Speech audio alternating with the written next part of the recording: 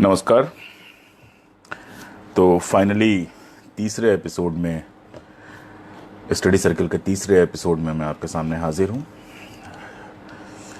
अच्छा लग रहा है कि बहुत सारे युवा इसमें रुचि ले रहे हैं।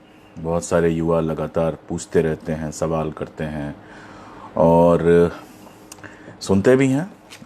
यूट्यूब पे भी वीडियो डाला तो काफ़ी लोगों ने देखा, तो अच्छा लग रहा है आप लोगों के साथ मार्क्सवाद पे बातें साझा करते हुए। मेरी कोशिश होगी कि इसको एक मकाम तक मैं पहुंचाऊं। 8-10 एपिसोड जितने भी मैं कर सकूं, उन एपिसोड्स के साथ जो है इसे एक ऐसी जगह पे पहुंचाऊं जहां पर एक मोटी समझ मार्क्सवाद की बने। हालांकि ये बात मैं बार बार दोहराऊंगा कि किताबों का कोई विकल्प नहीं होता। अंततः आपको किताबों की ही शरण लेनी पड़ेगी, अंततः आपको किताबों में ही सर खपाना पड़ेगा और वहाँ से ही चीज़ें समझ में आएंगी। लेकिन मेरी कोशिश होगी कि किताबें शुरू करने से पहले एक माहौल जैसा मैं बना दूँ, एक मोटी समझ विकसित करने की कोशिश होगी। जो सवाल सबसे ज़्यादा आए हैं इनबॉक्स में भी, एक तो मैं आप लोगों से फिर से अपील कर रहा हूं कि जो भी सवाल इस स्टडी सर्किल से संबद्ध आप लोगों को पूछना है, वो सारे सवाल आप मुझसे या तो यहाँ पर मैसेज करके आप जो स्टेटस में लिखता हूँ उन पे कमेंट करके पूछ लीजिए, इन वीडियोस पे कमेंट करके पूछ लीजिए।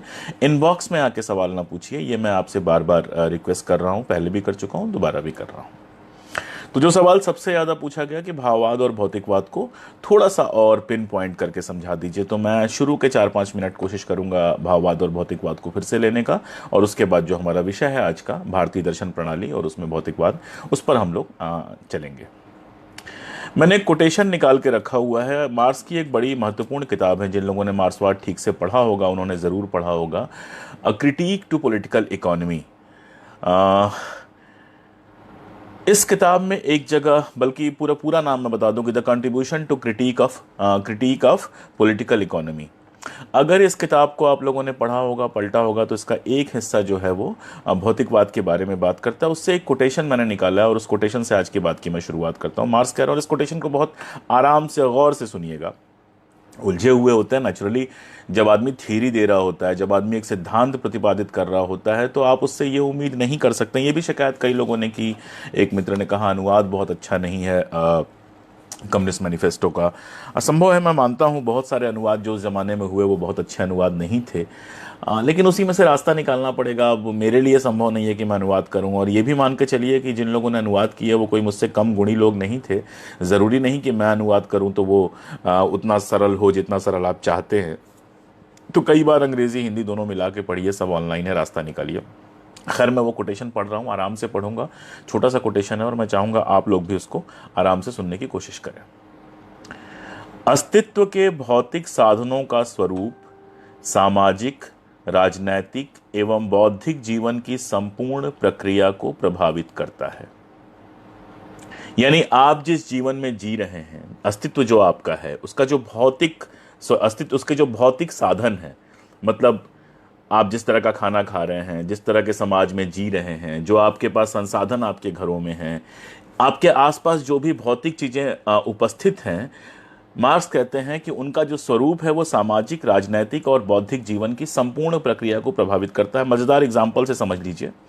लॉकडाउन लग गया, हमारे आसपास की भौतिक परिस्थिति ऐसी है कि हम कार्यक्रम नहीं कर सकते, आयोजन नहीं कर सकते। तो उसने कैसे हमें प्रभावित किया कि ढेर सारे जो प्रकाशन हैं, ढेर सारे जो संस्थाएं हैं, वो उन आयोजनों की जगह भरने के लिए ये लाइव कर रही हैं, ताकि लाइव के थ्रू लेखक और पाठक को एक दूसरे से जोड़ा जाए। तो ये कैसे हुआ? हमारे दो माध्यमों से हुआ। एक तो जो हमारी भौतिक परिस्थिति थी हमारे आसपास की, लॉकडाउन की परिस्थिति, जिसमें हम एक जगह इकट्ठा नहीं हो सकते और जिसमें लगभग सारे लोग घरों में कैद हो गए। एक ये। दूसरा, हमारे पास एक भौतिक संसाधन है, मोबाइल, इंटरनेट, जिसके थ्रू हम लाइव्स कर सकते हैं, जिसके थ्रू हम जूम पे जाके बात कर सकते हैं। तो ये जो दो तरह की भौतिक परिस्थितियां और इसके आसपास ढेर सारी और भौतिक परिस्थितियां, इन सारी भौतिक परिस्थितियों के चलते जो स्थितियां पैदा हुई, उन्हीं से तो हमारा ये सामाजिक और राजनीतिक और बौद्धिक जीवन की ये प्रक्रिया डिसाइड हो रही है। आप देखिए कि हमारे प्रधानमंत्री महोदय जो हैं वो क्या करते हैं। प्रधानमंत्री महोदय आजकल ऑनलाइन आते हैं और ऑनलाइन वो अपना बयान देते हैं। क्यों? क्योंकि सभा में जाकर वो भाषण नहीं दे सकते, जिस तरह का माहौल है उसमें। तो जो एक भौतिक संसाधन हमारे पास है ऑनलाइन जाने का, उसका वो उपयोग कर रहे हैं। ऐसे ही तमाम सारी चीजें जब डिटेल में जाएंगे तो समझेंगे। और अगली पंक्ति वो जो कहते हैं, जो सैद्धांतिक पंक्ति है, वो कहते हैं कि मनुष्यों की चेतना उनके अस्तित्व को निर्धारित नहीं करती, वरन उनका सामाजिक अस्तित्व है जो उनकी चेतना को निर्धारित करता है। यही भौतिकवाद और भाववाद का मूल अंतर है। भाववाद मानता है कि मनुष्य की जो चेतना होती है वो उसके अस्तित्व को निर्धारित करती है। भौतिकवाद मानता है कि नहीं, उसका जो सामाजिक अस्तित्व है वो उसकी चेतना को निर्धारित करता है। 2-3 मिनट में समय देकर इस पर भी बात कर लूं, फिर अपने मूल विषय पर हम लौटते हैं। भाववाद को अगर माने हम कि हमारी जो चेतना है वो हमारे अस्तित्व को निर्धारित करती है, तो इसका अर्थ क्या हुआ? इसका अर्थ ये हुआ कि चेतना कहीं निर्मित होती है, ईश्वर जैसी कोई चीज है जो एक तरह का हमको बनाता है और फिर हमारी सारी किस्मत लिखता है और उसी के अनुरूप हम धरती पर आकर व्यवहार करते हैं। पिछले स्टडी सर्किल में मैंने तुलसी को कोट किया था, होई है सोई जो राम रचि रखा। यानी राम यानी ईश्वर यानी कि एक तीसरी शक्ति ने सब कुछ लिख कर रखा हुआ है और उसी के अनुसार हमारा जीवन व्यतीत होगा, ये कहता है भाववाद।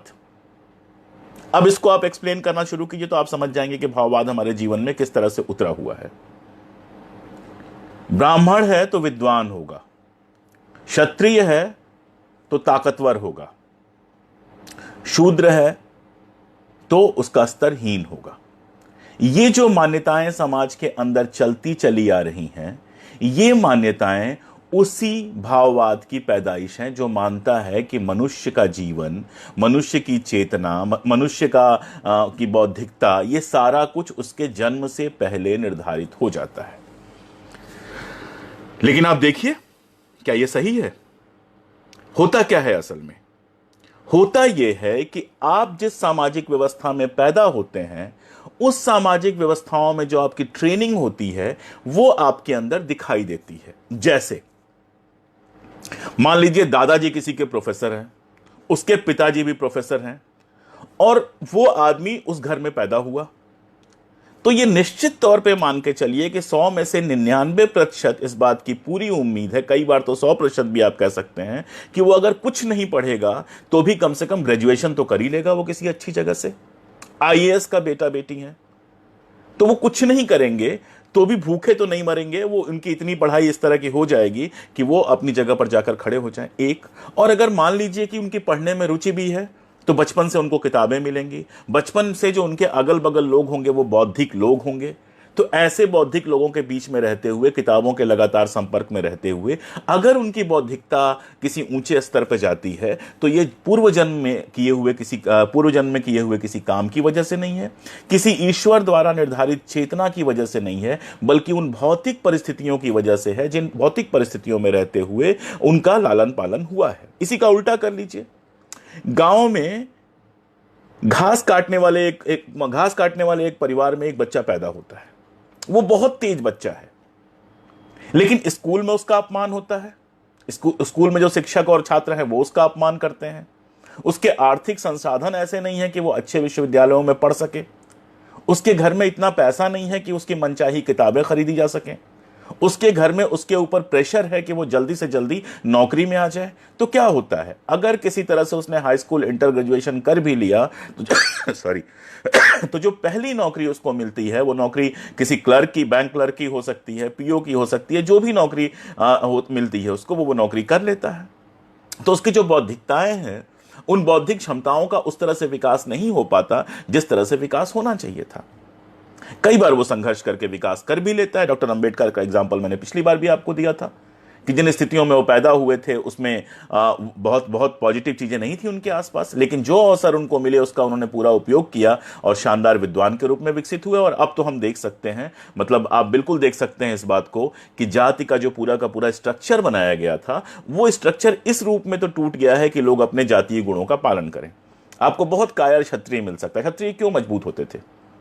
क्षत्रिय के घर में पैदा हुआ, उसको मालूम है कि युद्ध के अलावा कोई काम उसको कर नहीं सकता। सामंती पीरियड में आप सोचिए तो बचपन से उसको युद्ध की ट्रेनिंग दी जाएगी, बचपन से उसको शारीरिक रूप से मजबूत बनाने की ट्रेनिंग दी जाएगी। तो ऐसे में अगर वो शारीरिक रूप से मजबूत होता है तो वो किसी ईश्वर के वरदान के कारण या पूर्व जन्म के कर्मों के कारण नहीं होता है। उसकी जो भौतिक परिस्थितियां यहां पर मिली हुई हैं, उन्हीं भौतिक परिस्थितियों का हम जैसे समाज में पैदा होते हैं, जो पढ़ते लिखते हैं, उसी हिसाब से हमारी ट्रेनिंग होती है। जेंडर को ले लीजिए तो और समझ में आपको आ जाएगा।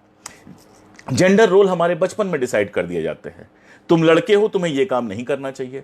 तुम लड़की हो, तुमको यह काम करना ही चाहिए। इतनी बड़ी हो गई हो, तुम्हें खाना बनाने भी नहीं आता, किसी और के घर शादी होगी, जाओगी तो क्या करोगी, नाक कटाओगी। उस प्रेशर में महिलाओं को खाना बनाना जो सीखना है वो उनकी नॉर्मल प्रैक्टिस का हिस्सा हो जाता है। पुरुषों के लिए वो विशिष्ट गुण होता है, अगर कोई सीखे तो ठीक, नहीं सीखे तो कोई नहीं ठीक। तो ऐसा नहीं है कि किसी ईश्वर ने लिख दिया था कि सारी महिलाएं खाना बनाएंगी और सारे पुरुष खाएंगे। ये जो हमने व्यवस्था बनाई, अगर आप इसमें जाके पढ़ेंगे, एंगल्स की जो किताब है परिवार, निजी संपत्ति और राज्य का उदय, मैं चाहूंगा आप लोग पढ़ें उसको, ढूंढ के, वो भी ऑनलाइन मिल जाएगी। अगर आप उसको पढ़ेंगे तो समझ में आपके आएगा कि किस तरह से पितृसत्तात्मक समाज की जब संरचना की गई तो स्त्री को घरों में कैद कर दिया गया, चूल्हे चौके में कैद कर दिया गया, और उस कैद के चलते इतने बरसों से लगातार वही ट्रेनिंग होते होते होते होते वो निश्चित रूप से किचन के लिए और घरेलू कामों के लिए अनुकूलित हो गई। आधुनिक युग में जब इस अनुकूलन पर उन्होंने सवाल उठाया, वो बाहर निकली, पूरा फेमिनिज्म डेवलप हुआ, तो आप देखिए आज दुनिया के हर फील्ड में आपको महिलाएं काम करते हुए मिल जाएंगी और पूरी योग्यता के साथ काम करते हुए मिल जाएंगे। इसका मतलब क्या है? इसका मतलब यह है कि उनके जीवन का जो लेखा था, वो लेखा किसी ईश्वर ने नहीं लिखा था। वो लेखा कोई उनकी पूर्व निर्धारित चेतना से डिसाइड नहीं हुआ था, बल्कि जैसी सामाजिक परिस्थितियां उनको मिली वैसी ही उनकी चेतना विकसित हुई। अगर आप अपने घर की बच्ची को पढ़ने लिखने में, उसको पढ़ने लिखने के लिए भेजेंगे, अगर आप उसको वैसे ही ट्रीट करेंगे जैसे लड़कों को ट्रीट करते हैं, किचन में उसको नहीं ढकेलेंगे, तो जो ये सामाजिक स्थितियां जो उसको मिल रही हैं स्कूल के अंदर, कॉलेज के अंदर, घर के अंदर, उसके चलते वो जो लड़की होगी वो अपनी मां से या अपनी नानी से या अपनी पुरखिनों से अलग तरीके से विकसित होगी। उसका दुनिया को देखने का तरीका, उसका पढ़ने का तरीका, उसका लिखने का तरीका, उसका कपड़े पहनने का तरीका, उसका समाज में इंटरेक्ट करने का तरीका, वो सारा कुछ जो होगा उन सामाजिक स्थितियों से डिसाइड होगा जिन सामाजिक स्थितियों में वो पैदा हुई है। तो ये दो तरह के जो जीवन दर्शन हैं, उनमें पहले दर्शन को कहा गया भाववाद, जिसके लिए पुरोहितवाद शब्द भी उपयोग किया जाता है, आध्यात्मिकवाद भी उपयोग किया जाता है, इस तरह के कई सारे टर्म उपयोग किए जाते हैं।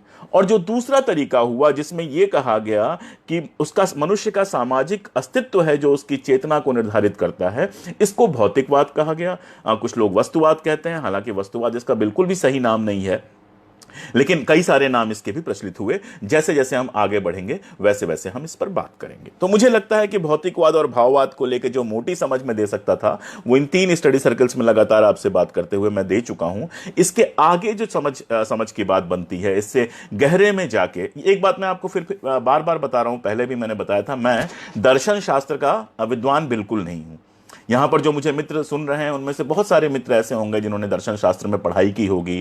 वो इसीलिए कई लोगों ने बहुत गूढ़ दार्शनिक सवाल मुझसे पूछे, तो वो मेरा विषय भी नहीं है, उसमें मेरा इंटरेस्ट भी नहीं है, और अगर कभी इंटरेस्ट होगा तो मैं पढ़ के फिर आपसे बात करूंगा।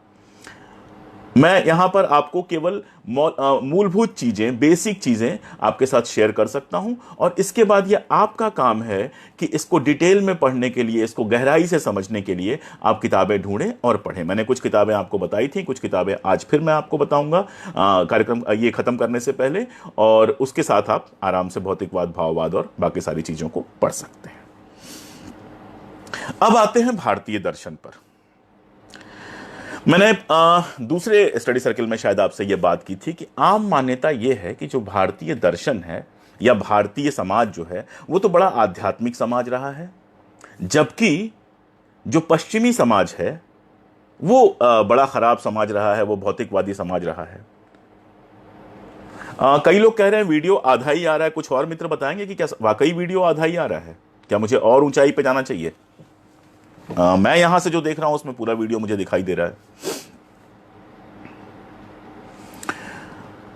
कोई और बताएगा मुझे, या चेंज करूं? चेहरा आ रहा है, आवाज सुनाई दे रही है, और क्या चाहिए? बाकी सुन के क्या, बाकी देख के क्या करेंगे? मेरा घर कैसा है ये जान के आप क्या करेंगे? तो मैं इस पर बात कर रहा था कि आम तौर पे मान्यता ये है कि भारतीय दर्शन जो है वो पूरी तरह से आध्यात्मिक दर्शन है और पश्चिमी दर्शन जो है वो भौतिकवादी दर्शन है। मेरा जो टेक है, और ये कोई मेरा पर्सनल टेक नहीं है, इसके पहले बहुत सारे इतिहासकारों ने, बहुत सारे दार्शनिकों ने इस पर बहुत गहरी और बहुत डिटेल बात की है, वो इन दोनों को खारिज करता है। न तो वो ये मानता है कि भारतीय दर्शन पूरी तरह से केवल आध्यात्मिक दर्शन रहे हैं, पूरी भारतीय दार्शनिक परंपरा जो है वो आध्यात्मिक दर्शन की परंपरा रही है, न ही वो ये मानता है कि पश्चिम का जो दर्शन है वो पूरी तरह से भौतिकवादी दर्शन रहा है। इसीलिए मैंने कहा था कि थोड़ा सा हमको भारतीय दर्शन परंपरा को समझना पड़ेगा और थोड़ा सा हमको पश्चिमी दर्शन परंपरा को भी समझना पड़ेगा। भारतीय दर्शन परंपरा को पढ़ने के लिए कुछ किताबें मैंने बताई थी। एक किताब का नाम मैंने गलत बता दिया था, डीपी चट्टोपाध्याय की किताब थी, मैंने आपसे के दामोदरन कहा था। डीपी चट्टोपाध्याय की किताब है भारतीय दर्शन में क्या जीवित क्या मृत। ये डीपी चट्टोपाध्याय की किताब है, आप नोट कर लीजिए। दूसरी किताब के दामोदरन की भारतीय दर्शन परंपरा। के दामोदरन और डीपी चट्टोपाध्याय दोनों की किताबें, दोनों गैर हिंदी भाषी लोग थे, तो दोनों की किताबें अंग्रेजी में आई हैं और दोनों की किताबें अंग्रेजी से हिंदी में बहुत सुंदर तरीके से अनुदित हुई हैं। चूंकि मैंने उन दोनों किताबों को हिंदी में भी पढ़ा है, हिंदी में ही बल्कि पढ़ा है, अंग्रेजी की बाद में मिली मुझे, तो दोनों किताबों का हिंदी में अनुवाद बहुत अच्छा हुआ है। मैं फिर से दोहरा रहा हूं, के दामोदरन की किताब भारतीय दर्शन परंपरा और डीपी की किताब, डीपी चट्टोपाध्याय की किताब भारतीय दर्शन में क्या जीवित क्या मृत। इसके साथ एक और किताब का मैं नाम लूंगा, दर्शन दिग्दर्शन। ये राहुल सांकृत्यायन की किताब है और राहुल के अपने मिजाज की तरह ये इतनी गहरी, इतनी गहन और उसके इतनी विस्तृत होने के बावजूद इतनी आसान भाषा में लिखी गई है। चूंकि ये मूल रूप से हिंदी में लिखी गई है, राहुल मूल रूप से हिंदी में लिखते थे, तो ये किताब इतनी आसान भाषा में लिखी हुई है कि इसको पढ़ते हुए आप भारतीय दर्शन परंपरा, विश्व दर्शन परंपरा या पश्चिमी दर्शन परंपरा भी अलग से आप कह सकते हैं, और इसके अलावा भाववाद, भौतिकवाद, बौद्ध धर्म दर्शन, इन सब के बारे में न केवल बेसिक बल्कि विस्तृत जानकारी पा सकते हैं। दर्शन दिग्दर्शन भी किसी ने बताया कि ऑथेंटिक रूप से ऑनलाइन उपलब्ध है, आप देखिए, अगर मिल जाती है तो उसको पढ़िए, वरना लॉकडाउन खत्म होने के बाद वो किताब खरीद लीजिए। बहुत सस्ती किताब है, मेरे ख्याल से जब मैंने खरीदी तो बहुत ही सस्ती थी, अब 100-150 रुपए की किताब होगी। एम हिरियन्ना की एक किताब है, वो भी आप पढ़ सकते हैं। मेरे ख्याल से हिरियन्ना वाली किताब का नाम भारतीय दर्शन है, मैं कंफर्म करके कमेंट्स में लिख दूंगा। इसके अलावा अगर आप भारतीय दर्शन को वाकई बहुत गंभीरता से पढ़ना चाहते हैं तो बहुत किताबें मैं नहीं जानता हूं, जो मैंने पढ़ा है वो मैं बता देता हूं। डॉक्टर राधाकृष्णन की किताब जो इंडियन फिलॉसफी है वो आप पढ़ सकते हैं, कई खंडों में वो किताब है इंडियन फिलॉसफी, और वो भी मेरे ख्याल से ऑथेंटिक रूप से ऑनलाइन उपलब्ध है, अंग्रेजी में लिखी हुई है। मुझे नहीं लगता कि उसका हिंदी अनुवाद हुआ है, अगर हुआ है तो कोई व्यक्ति, कोई मित्र कमेंट में उसको बता दे, ताकि हिंदी में जो लोग पढ़ना चाहते हैं उनको सुविधा हो जाए। लेकिन मेरे पास जो किताब मुझे मिली है वो अंग्रेजी में किताब है, डॉक्टर राधाकृष्णन की, जो हमारे दूसरे राष्ट्रपति थे और दर्शन शास्त्र के बड़े विद्वान थे, उनकी किताब इंडियन फिलॉसफी है। फिलहाल मेरे पास इन्हीं किताबों की सूची है जो मैं आपको बता सकता हूँ। इसके अलावा अगर कोई किताब चलते फिरते में मुझे दिखेगी तो मैं आपको हाँ, एक और किताब लोकायत आप पढ़ सकते हैं, देवी प्रसाद चट्टोपाध्याय की, डीपी चट्टोपाध्याय की ही दूसरी किताब जो है लोकायत, वो भी आप पढ़ सकते हैं। वो किताब भी मूलतः अंग्रेजी में लिखी गई है और अब उसका हिंदी में अनुवाद हो चुका है। तो मुझे लगता है कि मैंने इतनी किताबें आपको बता दी हैं। श्रीनिवास सरदेसाई की एक किताब है भारतीय दर्शन पे, वो भी अगर कहीं से मिल जाए, मेरे ख्याल से बाद में संवाद प्रकाशन ने छापा है उसको, वो भी कहीं से आपको मिल जाए तो वो भी आप पढ़ सकते हैं। श्रीनिवास सरदेसाई के की जो किताब है उसके एक कोट का मैं इस्तेमाल करके अपनी बात शुरू करूंगा, लेकिन उसके पहले थोड़ी सी बात। भारतीय दर्शन परंपरा को पूरी तरह से आध्यात्मिक मान लेने की वजह यह है कि भारतीय दर्शन परंपरा में जो दर्शन फाइनली इस संघर्ष में जीतता है और स्थापित होता है, वो दर्शन है वेदांत का, शंकराचार्य का वेदांत दर्शन। उस पर हम बाद में थोड़ी बात करेंगे। तो चूंकि वेदांत दर्शन भारत में स्थापित होता है, वो जीतता है, बौद्ध दर्शन को वो पराजित करता है और अपने पहले के सारे दर्शनों को वो पराजित करता है, और पराजित नहीं करता है, चूंकि वो डोमिनेट होता है, तो जो पिछले दर्शन थे उन किताबों की भी, उन दर्शनों के साथ भी उनमें कुछ चीजें जो हैं वो डालता है, उनमें कुछ चेंजेस करता है, और उन पर टीका लिखने के बहाने वो बहुत सारी ऐसी चीजें उनके अंदर इंजेक्ट करता है जिससे वो दर्शन भी आध्यात्मिक लगने लगते हैं। हम इस पर बात करेंगे। तो एक ये वजह थी। सरदेसाई साहब का जो कोट मैं पढ़ना चाह रहा था, वो कहते हैं, भारतीय दर्शन यानी वेदांत और वेदांत यानी भारतीय दर्शन, यह समीकरण वेदांत के प्रायः सभी समर्थकों द्वारा प्रस्तुत किया जाता है। जनमानस पर इस मत की गहरी छाप है और यह सच है कि ऐतिहासिक दृष्टि से वेदांत इस देश का सर्वाधिक व्यापक और प्रतिष्ठित दर्शन है, परंतु सर्वाधिक व्यापक एवं प्रतिष्ठित दर्शन का अर्थ एकमेव दर्शन नहीं है। इस बीच में कई मित्रों ने बताया है कि राधा कृष्णन की किताब हिंदी में उपलब्ध है, इसलिए कोई समस्या नहीं है, आप हिंदी में वो किताब हासिल कर सकते हैं। तो सरदेसाई साहब क्या कह रहे हैं? सरदेसाई साहब ये कह रहे हैं कि ठीक है, वेदांत सबसे प्रभावी हुआ, वेदांत जो है वो सबसे ज्यादा पॉपुलर हुआ, ये सब ठीक है, लेकिन इसका मतलब यह नहीं है कि वेदांत जो है वो एकमेव दर्शन है, इकलौता दर्शन है। वेदांत के अलावा भी भारतीय दर्शन परंपरा में विभिन्न विभिन्न दर्शन रहे हैं, और जिन दर्शनों में आपको भौतिकवाद की छाप दिखाई देती है। और ये जो भौतिकवाद के स्रोत हैं, ये स्रोत बहुत पहले से वेदों में ही मिलने शुरू हो जाते हैं। वाल्टर रूबेन ने भारत में दर्शन का जो स्पष्ट प्रारंभ है वो छांदोग्य उपनिषद में उद्दालक आरुणि के पुद्गल जीववाद से माना है, और वो कहते हैं कि उसका जो भौतिकवाद है वो बहुत आदिम है, और उसको देवी प्रसाद चट्टोपाध्याय कहते हैं प्रागैतिहासिक इहलोक परायणता। मैं फिर डिटेल में नहीं जाऊंगा, क्योंकि लगातार मैं अगर किताबों से कोटेशन पढ़ूंगा तो बनेगी नहीं बात। मैं बस कहना यह चाहता हूं कि जब से मनुष्य का सोचना समझना शुरू हुआ, तब से इन दो तरह की दार्शनिक जो गुत्थियां थीं, एक जो सोचता था कि एक जो सोचता था कि मनुष्य की चेतना जो है उसके अस्तित्व को निर्धारित करती है, दूसरा जो ये सोचता था कि नहीं, उसका अस्तित्व उसकी चेतना को निर्धारित करता है, उसका सामाजिक अस्तित्व उसकी चेतना को निर्धारित करता है। इन दोनों के बीच में संघर्ष चलता रहा है। राधा कृष्णन की बात मैंने इसलिए भी की थी कि राधा कृष्णन अपने आप में भाववादी दार्शनिक है, लेकिन वो खुद स्वीकार करते हैं, हिस्ट्री ऑफ फिलॉसफी जो उनकी किताब है उसमें वो खुद स्वीकार करते हैं कि भौतिकवाद उतना ही पुराना है जितना दर्शन। यह बुद्ध के पहले के समय में भी मौजूद था, इसके बीजाणु ऋग्वेद के सूक्तों में मिलते हैं। यानी वो जो एक कहना है कि भारतीय दर्शन परंपरा पूरी तरह से आध्यात्मिक दर्शन है, आध्यात्मिक दर्शन की परंपरा है, इसको चुनौती बाकी वो लोग तो देते ही हैं जो भौतिकवाद के समर्थक हैं। डॉक्टर राधा कृष्णन भी अपनी किताब में इस बात को चुनौती देते हैं, इस बात को अस्वीकार करते हैं और मानते हैं कि भारतीय दर्शन परंपरा में जितनी पुरानी भारतीय दर्शन परंपरा है, उतना ही पुराना इसके अंदर भौतिकवाद का हस्तक्षेप है। यानी जितना पुराना हमारे यहाँ आध्यात्मिक या भाववादी दर्शन है, उतना ही पुराना हमारे यहाँ क्या कहते हैं, भौतिकवादी दर्शन भी है। मैं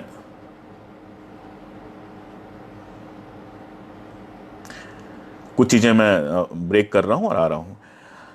तो एक चीज क्लियर हुई, हमने जो पढ़ा उससे एक चीज बहुत क्लियर हुई कि भारतीय दर्शन परंपरा की जो शुरुआत है बिल्कुल आरंभिक दौर है, उस दौर से भौतिकवादी सोच के स्रोत हमको मिलने शुरू हो जाते हैं।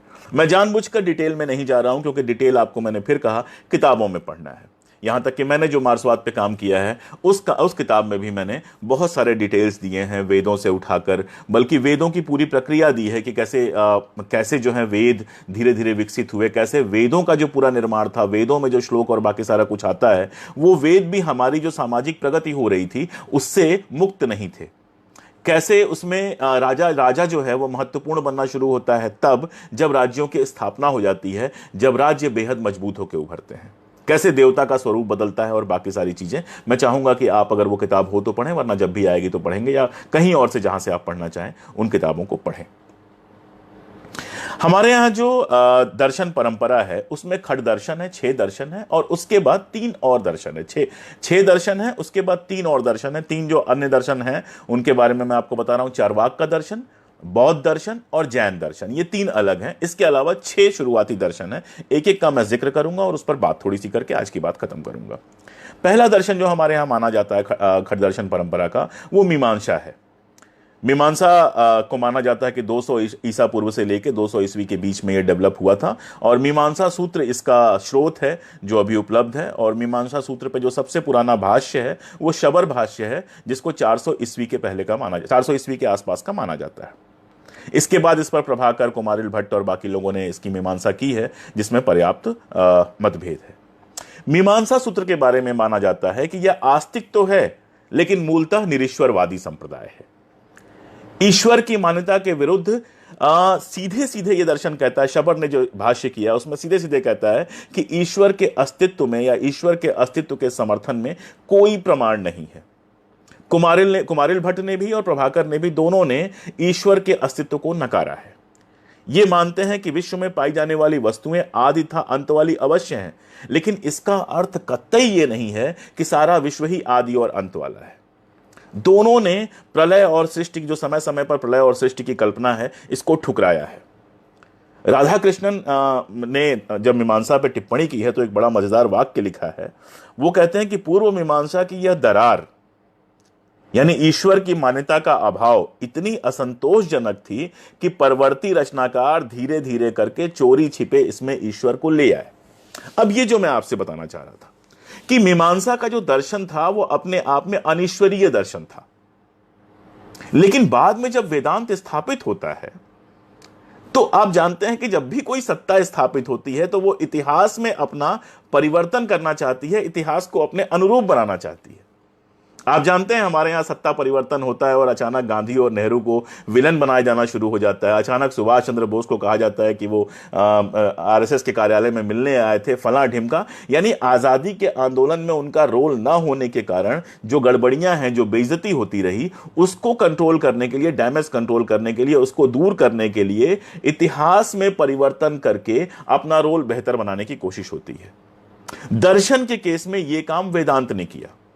ऐसे दर्शन जिसमें ईश्वर नहीं था, ऐसे दर्शन जो अपने मूल में भौतिकवादी थे, उनमें बाद में ईश्वर को प्रक्षिप्त किया गया, भाववादी समझ को प्रक्षिप्त किया गया। उनकी मीमांसा ऐसे की गई, उनके भाष्य ऐसे किए गए कि उनको जबरदस्ती भाववादी दर्शन या अपनी परंपरा का या ईश्वरीय दर्शन या वेद को मान्यता देने वाला दर्शन साबित किया गया।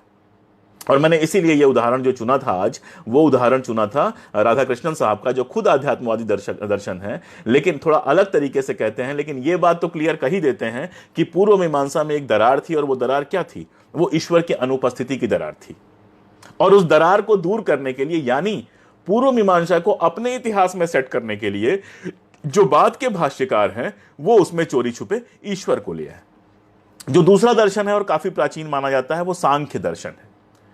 मैं बहुत डिटेल में नहीं जाऊंगा, डेविस का एक कोट कर रहा हूं बस मैं, कि सांख्य दर्शन किस तरह से भारतीय चिंतन प्रणाली को कैसे भारतीय चिंतन प्रणाली में सांख्य दर्शन था।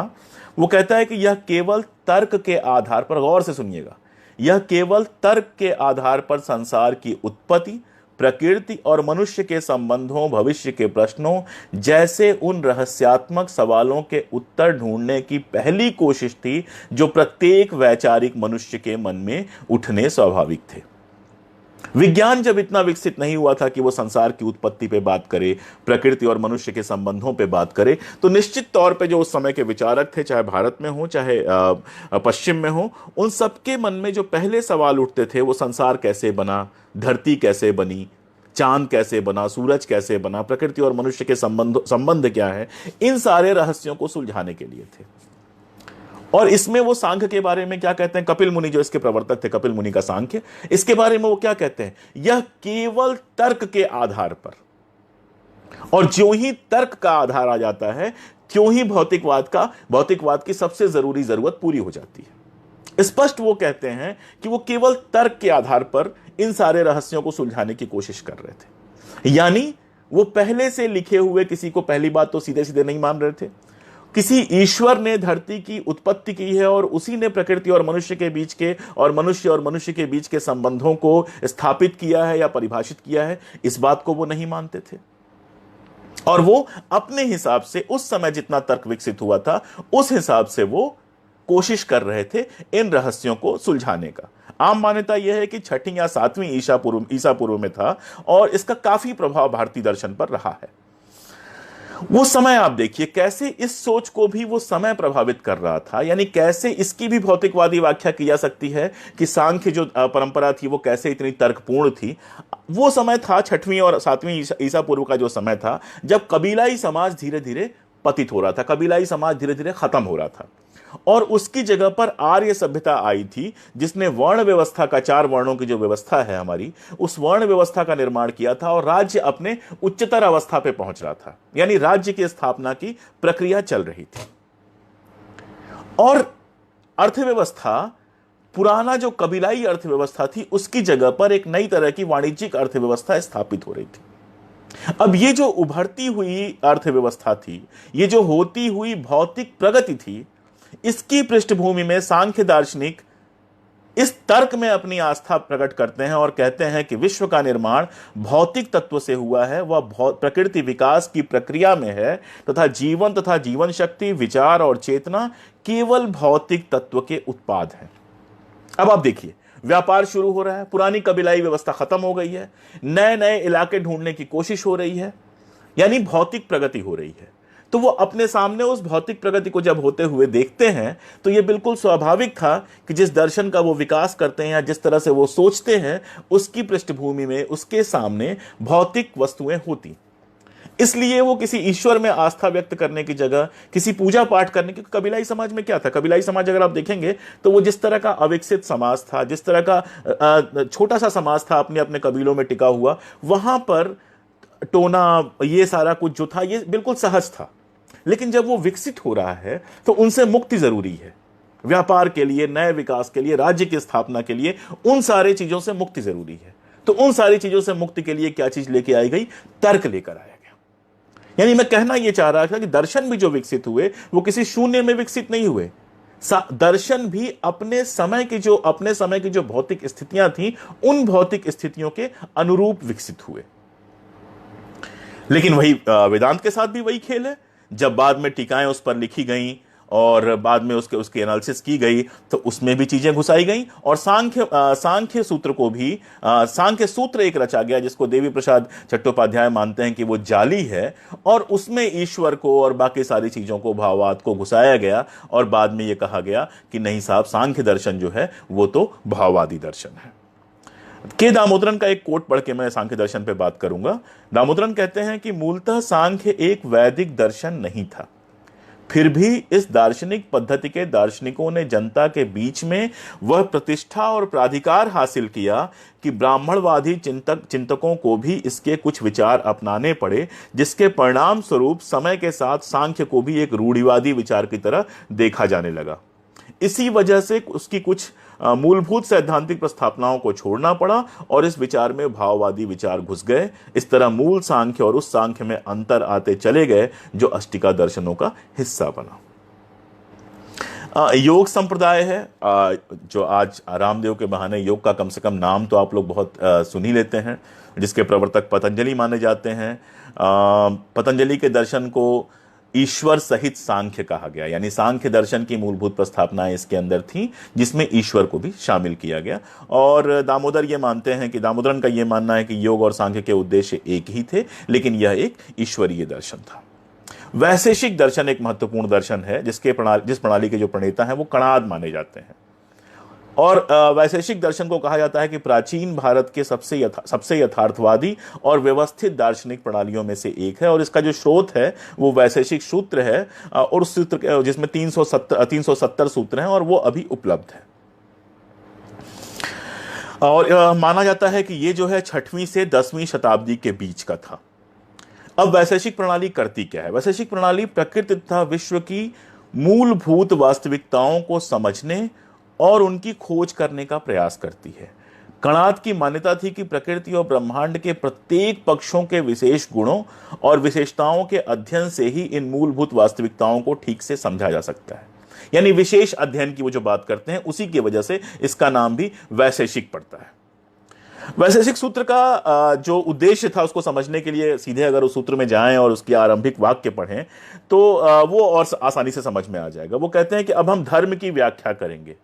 धर्म क्या है, यहां से वो शुरुआत करते हैं। मतलब धर्म को सीधे सीधे मान लेने की जगह धर्म की व्याख्या करेंगे, धर्म क्या है। और उसके बाद वो कहते हैं कि धर्म ईश्वर या किसी अनश्वर दैवी शक्ति में आस्था नहीं, अपितु वह है जिससे प्रगति और आधारभूत सुख की प्राप्ति हो सके।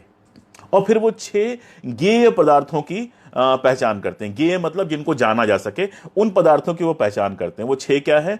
गुण, कर्म, सामान्य, विशेष और समवाय। बहुत डिटेल में जाने पे घंटों एक एक दर्शन पे बातचीत हो जाएगी। मोटा मोटी मैं बताऊं कि जब वो धर्म की बात करते हैं, धर्म क्या की बात करते हैं, तो वो किसी बने बनाए खांचे को स्वीकार करने की बात नहीं करते हैं। ये तो बिल्कुल क्लियर है। प्रश्न खड़ा करते हैं और जब वो इन द्रव्यों की बात करते हैं जिनका मैंने कहा गुण कर्म सामान्य विशेष और समवाय, तो मतलब ये वो गुण हैं, ये छह वो ज्ञेय पदार्थ हैं जिनके सहारे चीजों की एनालिसिस की जाएगी, विवेचना की जाएगी। फिर वो द्रव्य को 9 भागों में बांटते हैं, पृथ्वी, जल, अग्नि, वायु, आकाश, काल, दिक्, आत्मा और मानस। और इस तरह सभी भौतिक और मानसिक कारकों को इन 9 द्रव्यों में बांटकर इनके मिलने से अस्तित्व में आए विभिन्न वस्तुओं और अवधारणाओं का अध्ययन किया। यानी ये 6 मूलभूत चीजें हैं जिनके अलग अलग तरीके से मिलने पर चीजों वस्तुओं का निर्माण होता है। इस तरह से उन्होंने चीजों को एनालाइज करने की कोशिश की। तो आप समझ सकते हैं कि यह भी मूलतः अपने तरीके से, तार्किक तरीके से, भौतिकवादी तरीके से चीजों की व्याख्या करने की कोशिश था, जिसमें बाद में भाववादी टीकाकारों ने तमाम सारी चीजें जोड़ी और इसकी भ्रामक व्याख्याएं की। न्याय दर्शन, न्याय दर्शन का जो घोषित उद्देश्य है वो ये है कि यथार्थ के संदर्भ में ज्ञान की समस्या का अन्वेषण। इसीलिए इसके 2 और नाम है, हेतु विद्या और प्रमाण शास्त्र। अब आप नाम से ही देखिए, इसमें यह कहते हैं कि पांच अनश्वर और मूलभूत पदार्थ हैं जो ब्रह्मांड विज्ञान के मूलभूत आधार हैं, पृथ्वी, जल, अग्नि, आकाश, न्याय। तो आप देखिए, सिर्फ मैं नहीं डिटेल में जा रहा हूं, आप चाहेंगे तो मैं पढ़ने के लिए कुछ चीजें अपनी फेसबुक वॉल पे ही उपलब्ध करा दूंगा। आप ये देखें कि ये दर्शन अपने आप में ही क्या है। ये दर्शन अपने समय में जो सवाल अभी नहीं सुलझे थे, उन सवालों को सुलझाने के लिए अपने अपने तरीके से, चाहे वो न्याय सूत्र हो, चाहे वैशेषिक हो, चाहे बाकी जिनकी मैंने बात की, वो कोशिश कर रहे थे। और किसी बने बनाए वेद को पूरा सच नहीं मान रहे थे, किसी बने बनाई आध्यात्मिकता को पूरा सच नहीं मान रहे थे, बल्कि तार्किक तरीके से चीजों का उत्तर देखने की कोशिश कर रहे थे। वैशेषिक का एक उदाहरण बहुत दिया जाता है और बाद में अरस्तु ने उसमें से 3 उठाए हैं, वैशेषिक से उठाए हैं या उन्हें सूझा, वो अलग मामला है। तो वो जो उपवाक्यों का जो उदाहरण है, जो वैशेषिक पूरी तर्क पद्धति थी, वो बड़ा मजेदार है, इसलिए मैं आपके सामने जरूर पढ़ना चाहूंगा। हम सब ने उसका कहीं ना कहीं यत्र यत्र धूम्रः तत्र तत्र अग्नि कह के हम सब ने उसका उपयोग किया है, लेकिन वो 5 तरीके से किस तरह स्टेप बाय स्टेप डिटेक्शन करते हैं वो आप देखिए। यह पर्वत आग वाला है, यानी पर्वत पर आग दिखाई दे रही है। यह पहला उनका प्रपोजिशन है, इसको वो कहते हैं प्रतिज्ञा। क्यों? क्योंकि यह धुएं वाला है, चूंकि इस पे धुआं दिख रहा है, इसलिए यह प्रतिज्ञा है कि वह पर्वत वाला है। और चूंकि यह धुएं वाला है, इसको कहते हैं हेतु।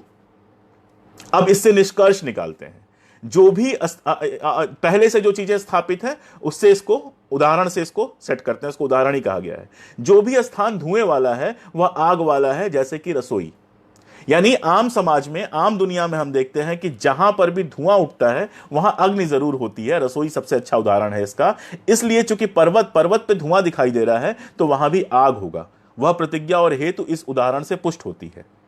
अब इसका उपनय क्या है? वह कहते हैं यह पर्वत धुएं वाला है और आग धुएं के साथ हमेशा रहती है। यानी ये एक नियम बना, और इस नियम से निष्कर्ष क्या होता है, निगमन क्या होता है, इसलिए यह पर्वत आग वाला है। अब ये जो पूरी पद्धति है, जिन लोगों ने गणित पढ़ा है वो जानते हैं, निगमन की जो पूरी पद्धति है वो ऐसे ही चलती है। स्टेटमेंट होता है, स्टेटमेंट के बाद उसकी एनालिसिस होती है और एनालिसिस के बाद उसका एक निगमन होता है।